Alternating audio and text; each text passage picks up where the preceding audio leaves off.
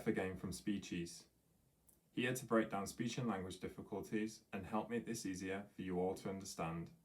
Today, I want to explain about what phonological awareness is. It is linked closely to difficulties with pronunciation, and I would like to try and clear up some common misconceptions that many people have about this.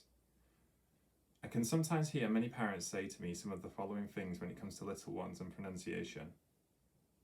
He can say it, but he's just lazy. He is just stupid and he can't say the sound. He doesn't seem to get it. I just don't understand why he can't say t. Often, these kinds of comments aren't very helpful as they are not always true. I know that while some little ones can be a little bit lazy when it comes to pronunciation, many are not and are instead delayed with what we would call their phonological awareness, and they simply need help and support to improve here. I will be showing you later in this video how you can help here. So what is phonological awareness? Well, phonological awareness refers to the ability to recognize a sound of a language and how it is pronounced. So in English, for example, a child would have phonological awareness if they were able to recognize the sound d and understand that it's pronounced as d, or that the sound t is pronounced as t. Children who have a difficulty in this will often get sounds mixed up. So they might say something like tar for car or do for go.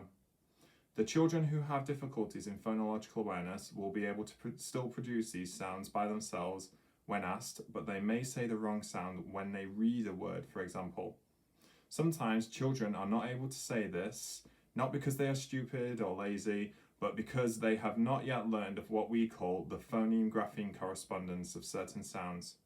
So this is what we call written word to sound matching.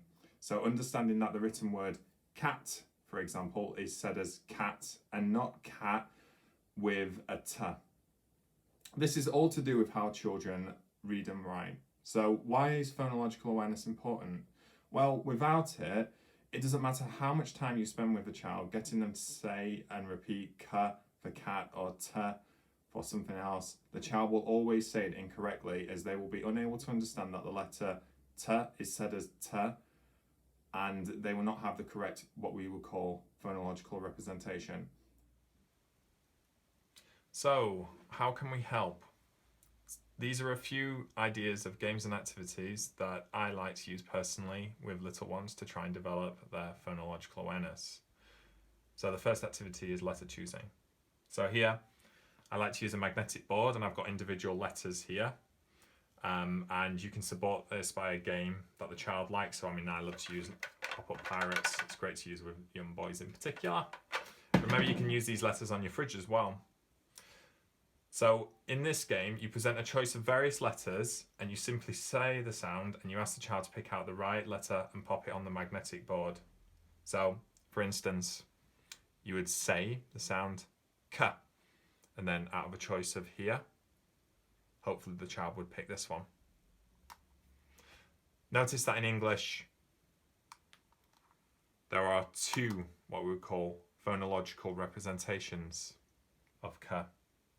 This one and this one.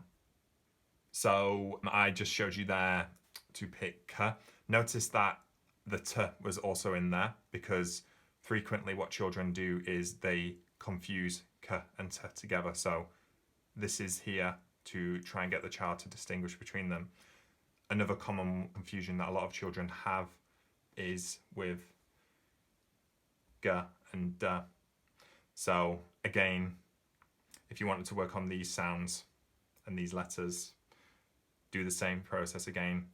Say the individual sound, d, and hopefully the child will pick out this letter.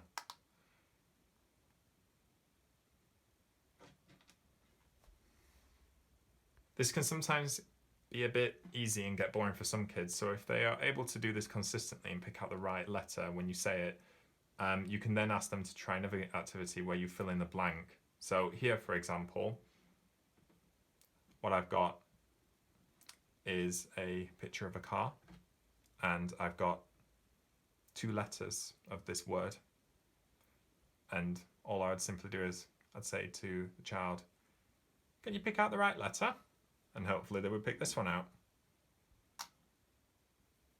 you can use a toy as well instead if you want to support this. Let me give you another example. So there I used car. You could also try this one as well.